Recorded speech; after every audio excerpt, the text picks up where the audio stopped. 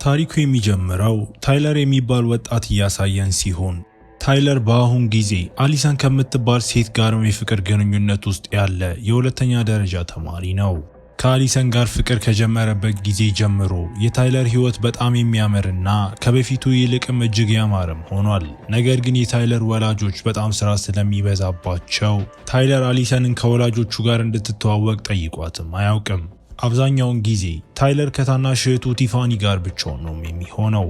ታይለር የባህር ዳርቻ አቅራቢያው በሚገኝ ካፌ ውስጥ በአስተናጋጅነት የሚሰራ ሲሆን ታይለር የተለያዩ ነገሮችን በመሞከር ራሱን የተሻለ ሰው ለማድረግ ሲጥር አሊሰንም የተለያዩ ነገሮችን በሚሞክርበት ጊዜ ሁሉ ትደግፈዋለች። ግንኙነታቸው ፍጹም ይመስላልና ታይለርም ህይወቱ ምርጥ እንደሆነም ያስባል። ታይለርና አሊሰን ሊዲያ እና ጊል የሚባሉ ሁለት የቅርብ ጓደኞች ሲኖሯቸው እነሱም ታይለር በሚሰራበት ቦታ ብዙ ጊዜም አብረው ያሳልፋሉ። አንድ ምሽት ታይለር አሊሰን እና ጊል ወደ ድግስ ሄደው የታይለር ጓደኛ ጊልም እንደ አሊሰን ያለች ሴት በህይወቱ ስላለው እድለኛ መሆኑን ይነግረውና እሷን መቼም እንዳይተዋትም መክሮት አሊሰን በሳን ፍራንሲስኮ የነበረውን የቀድሞ ጓደኛዋን ቼዝን አግኝታው ቼዝም አሊሰንን አሁን ሱስ ስላቆምሽ በጣም የተለየ ሆነሻልም ብሏት ቼዝ በእውነቱ ከአሊሰን የድሮ ከተማ የመጣ ሰው ሲሆን እሷም ወደ አዲሱ ቦታዋ የመጣችው ከ6 ወራት በፊት ነበር። አሊሰን ወደ አዲሱ ቦታዋ ስትሄድ የድሮ ህይወቷን ወደ ኋላ ትታ ስለመጣች ስለ ጉዳዩ ማውራት ምቾት አይሰጣትምና ቼዝም ሙሉ ለሙሉም ችላ ብለው አሊሰንም ታይለርን መጠጥ እንዲያመጣላት ጠይቀው መጠጡን ሊያመጣ ሲሄድ እዚያ ቼዝንም አግኝቶት ቼዝም አሊሰን በድሮ ጊዜ እየሰከረች ከወንዶች ጋር የምታድር ባለጌ ሴት እንደነበረች ነግሮት ቼዝ አክሎም በአንድ ወቅት እነሱ ፍቅረኛሞች እንደነበሩ ጨምሮ ታይለር በሚወዳት ሴት ላይ ባወቀው ነገርም በጣም ተስፋ በመቁረጥም ከዚያ ጥሎትም ይወጣል። ታይለር ወደ መታጠቢያ ቤት ሄዶም እዚያም ሆሊ ከምትባል ሴት ጋር ተገናኝተው ማውራት ጀምረው ሁለቱም በቅርቡ የደረሰባቸውን ሁኔታ እየተነጋገሩ ሆሊም ታይለርን ማሽኮርመም ጀምራ ከዚያ በኋላ ሁለቱ ተለያይተው በድግሱ ላይ የየራሳቸውን መንገድም ሄደው ታይለር በጣም ሰክሮም አሊሰንም ወደሱ መታ ስራ ያልተለመደው ባህሪው ስትጠይቀው ታይለር 6 ወር እንደሆናቸውና እርስ በእርስ በደንብ ለመተዋወቅ ያህል እንኳን አብሮ ማደር እንዳልቻሉም ይሰማኛል ብሏት እንዲያውም ከቼዝ ጋር አብራ አድራ እንደሆን ሲጠይቃት ይሄ ያስደነግጣትና አሊሰን ታይለር የሚፈልገው አብሯት መተኛት ብቻ እንደሆነ በማሰብ ግንኙነታቸውን እንዲያቆሙም ታደርጋለች። ከዚያ በኋላ ታይለር ከዚያ ይወጣና እዚያም እንደገና ሆሊን ያገኛት ሲሆን እሷም ውድ መኪና ያላት ባለሀብት ልጅ ትመስላለች። ሁለቱም ሲያወሩ ታይለር አሁን ከሴት ጓደኛው ጋር እንደተለያየ ነግሯት ሆሊ ታይለርን አብሯት እንዲሄድ ጠይቀው ወደ ሌላ ክለብ ሄደውም ታይለር ቀድሞውኑ ሰክሮ ስለነበር ራሱን መቆጣጠር አቅቶት ሆሊን በተጨማሪ እሰታው ከዚያ በኋላ ወደ ሆሊ ቤት ሄደውም አብረውም ያድራሉ። ታይለር በማግስቱ ጠዋት ሲነቃ በትልቅ የቅንጦት ቤት ውስጥ ራሱን አግኝቶት ሆሊን አግኝቶ የት ነው ያለነው ብሎ ሲጠይቃት ሆሊ የቤቱ ባለቤት እንደሌለና ባለቤቱ በሌለበት ጊዜ ቤቱን የምትንከባከበው እሷ መሆኗንም ትነግረዋለች።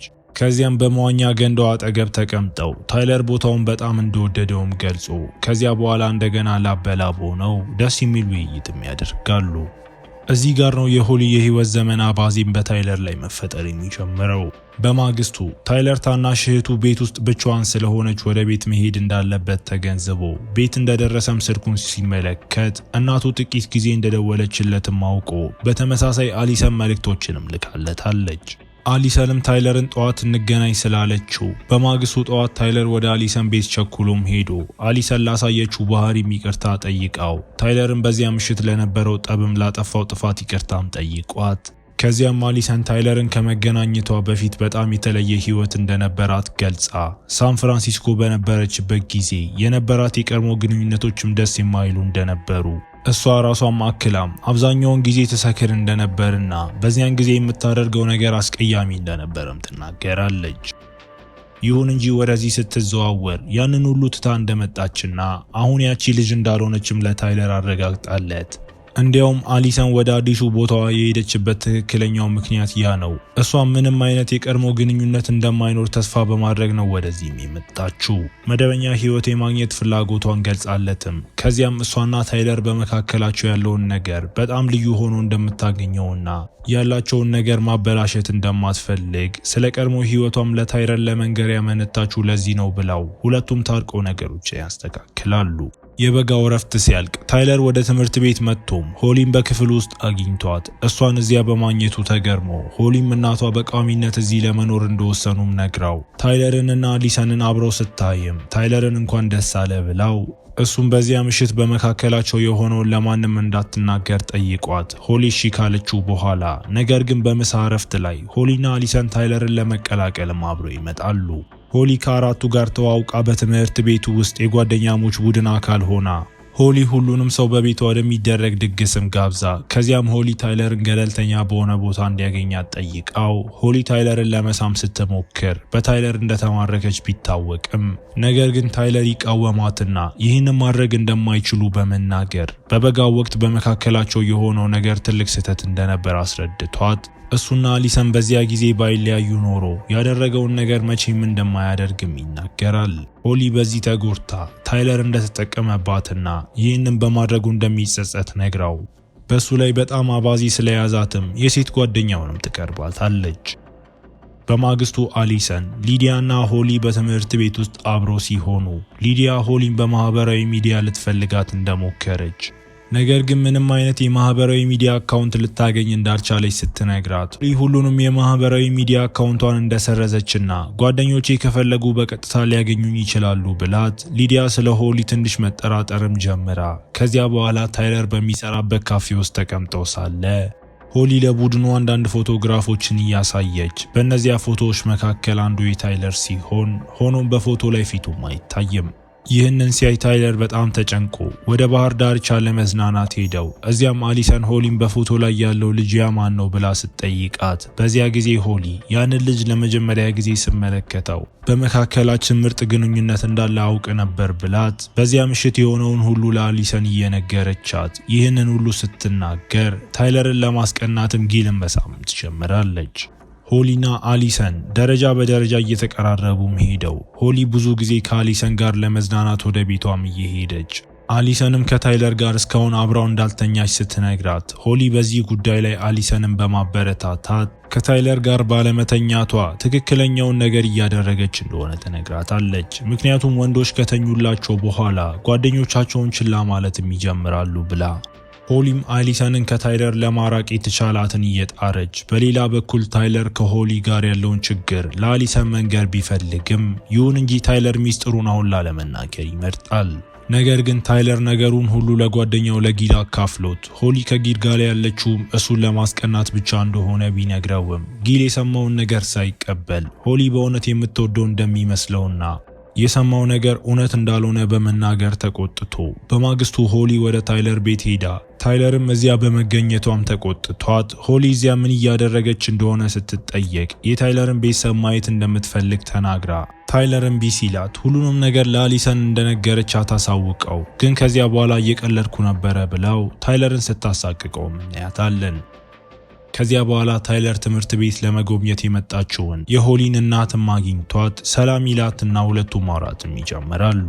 ከሆሊ እናት ጋር ከተነጋገረ በኋላ ሆሊ ስለ ራሷ የነገረችው ነገር ሁሉ ውሸት መሆኑን ተገንዝበው እሷ በእውነቱ የሆሊ እንጀራ እናት እንደሆነች ታይለርና ሆሊ የነበሩበት ቤት የሆሊ የራሷ ቤት ሆኖም ይገኛል። በማግስቱ ትምህርት ቤት ውስጥ አሊሰን ሆሊ ትንሽ እንግዳ ነገር እንዳላት እንደሚሰማትም ለሊዲያ ስትነግራት በዚህ ጊዜ ሊዲያም ተመሳሳይ ነገር ብላ በማህበራዊ ሚዲያ በየቦታው ልትፈልጋት እንደሞከረች ነገር ግን ስለሷ ምንም ነገር ማግኘት እንዳልቻለች ጨምራም ሆሊ ይህንን ሁሉ ቀስ ብላ ሰምታ ሊዲያ ለሷ ችግር ልትሆን እንደምትችል ይሰማታል።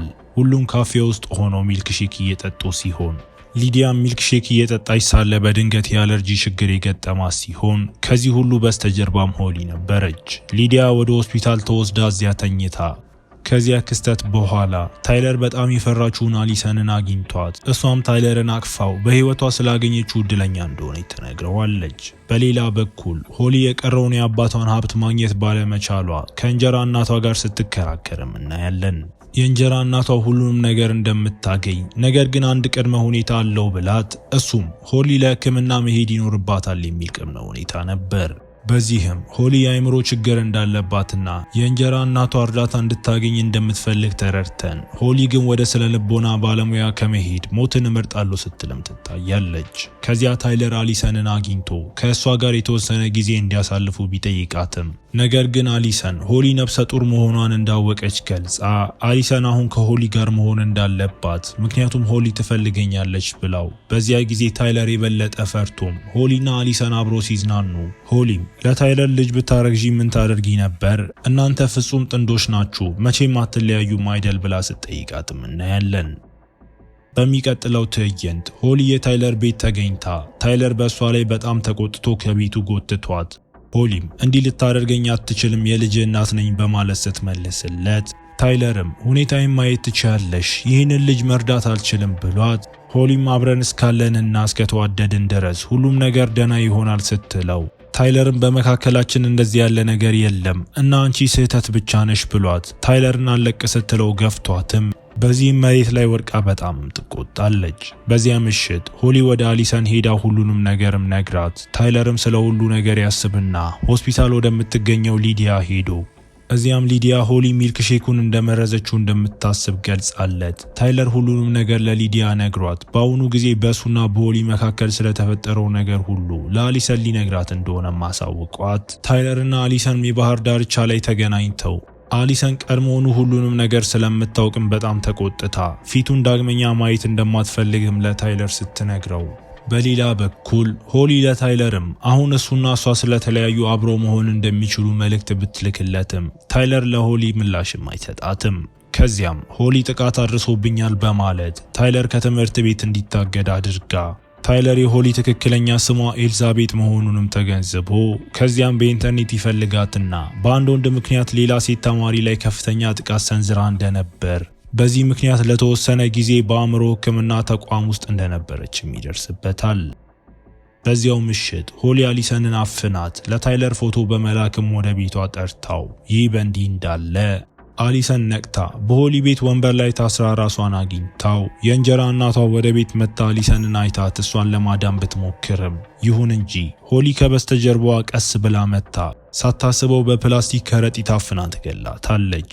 ታይለርም የሆሊ ቤት ሲደርስ አሊሰን ራሷን ስታማ አግኝቷት ታይለር አሊሰንን መፍታት ችሎም ወደ ውጪ ሊወጡ ሲሉ የሆሊን የእንጀራ እናት አስክሬን አይተውም ታይለር ከመኝታ ቤቱ የሚወጣበትን መንገድ ያውቃልና ከአሊሰን ጋር ከዚያ ቢወጡም ነገር ግን ወደ ውጪ ሲወጡ ሆሊ ሽጉጥ ይዛ ቆማም ነበር። አሊሰን ከሞተች አብረን መሆን እንደምንችል ተረድቻለሁ ብላው ፍቅረኛውን ለመግደል ስትሞክር ታይለር በሚወዳት ሴት ፊት በመሆንም በሷ ፈንታ ተመትቶ አሊሰንም ከሆሊ ጋር ሲጋፈጡ ታይለር ጥሮት የነበረውን የእሳት መቆስቆሻ ብረት አንስታ ሆሊን ሆዷ ላይ ወቅታት አይተንም። በዚህ መሃል የታይለር ጓደኛም እዚያ ይደርስና ሁሉም ተባብረው ወደ ሆስፒታል ይወስዱታል። ከጥቂት ቀናት በኋላ ታይለር ደና ሆኖ በጣም የሚዋደዱት አሊሰንና ታይለር አሁን አብረው በመሆናቸው በጣም ደስተኛ ሆነውም አይተን ሆሊ በበኩሏ በአምቡላንስ ተጭና ስትሄድ የሕክምና ረዳቱ መቼም እንዳይተዋት ትጠይቀውና ቃል እንዲገባላት ስታደርገው እሱም እንደሚንከባከባት ያረጋግጥላታል። እናም በሆሊ ፊት ላይ ክፉ እይታ የታየ ሲሆን ሆሊ አሁንም በሌላ ወንድ ላይ አባዜ ሊይዛት ይመስላል። ታይለርን በተመለከተ በኋላ ላይ በአሊሰንና በሌሎች ጓደኞቹ ታጅቦ የእህቱን ልደት በዓል ሲያከብርም እያሳየን ፊልሙ እዚህ ጋር ይጠናቀቃል። እስከ መጨረሻው አብራችሁኝ ስለነበራችሁ አመሰግናለሁ። እንደዚህ አይነት ፊልሞችን ለማግኘት ቻናሉን ሰብስክራይብ ማድረግ አትርሱ። በቀጣይ ቪዲዮ እስክንገናኝ መልካም ጊዜ